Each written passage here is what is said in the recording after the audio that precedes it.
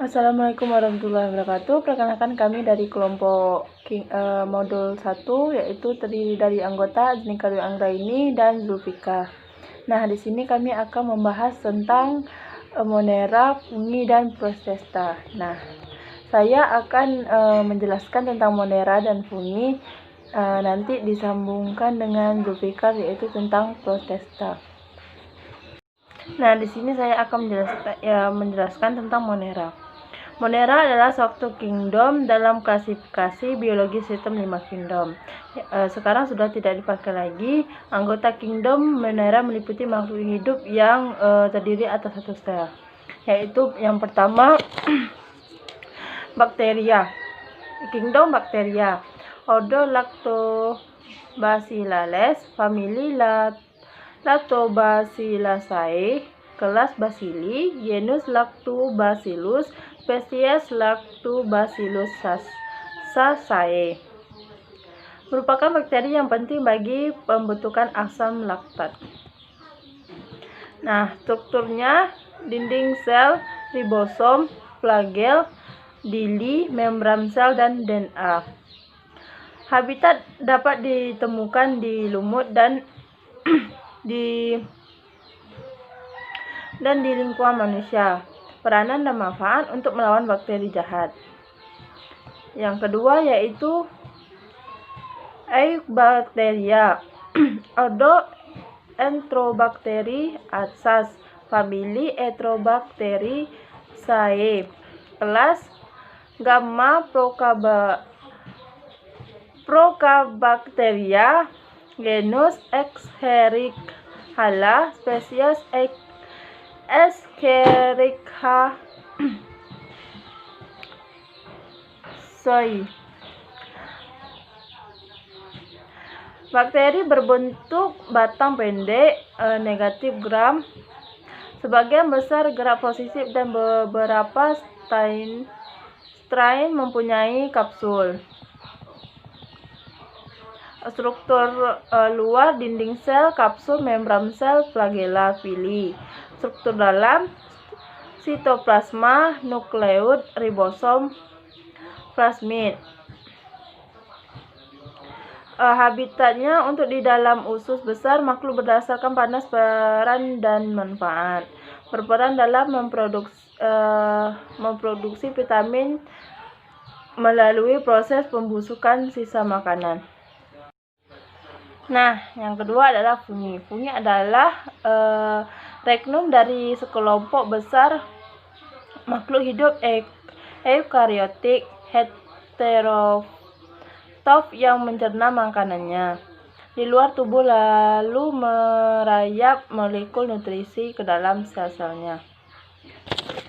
Yang makhluknya itu kingdom fungi, ordo Mucorales, famili Mucoraceae, kelas Zygomycetes, genus Rhizopus, spesies Rhizopus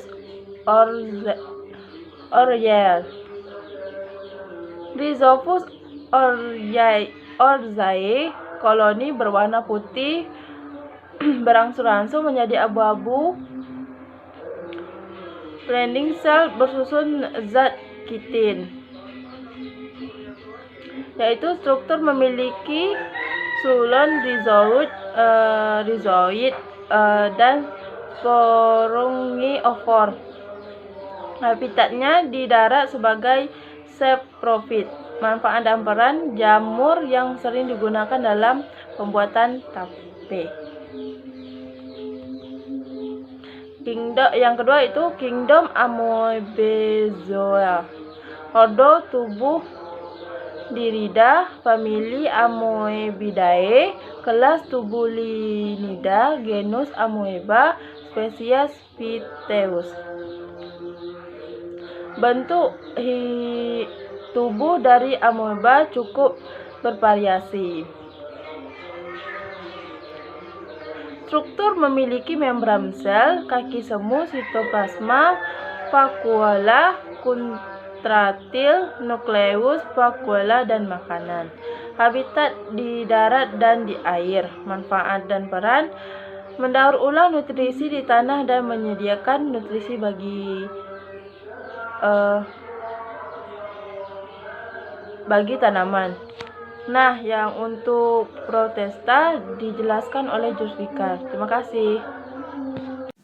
Bismillahirrahmanirrahim. Baiklah, nama saya Zulfikar di 18025443. Di sini saya melanjutkan dari teman saya Azmika. Yang ketiga itu adalah protista. Nah, protista itu sendiri adalah mikroorganisme eukaritik yang bukan hewan, bukan tumbuhan, dan juga bukan fungi. Menurut para ahli biologi, mengelompokkan protista yang berdasarkan cara memperoleh makan dan cara hidupnya, di mana protista yang menelan makanan seperti hewan termasuk dalam protozoa, protista yang menyerap makanan seperti jamur atau fungi disebut dengan fungi, dan protista yang seperti tumbuhan melakukan fotosintesis, yaitu protista mirip tumbuhan.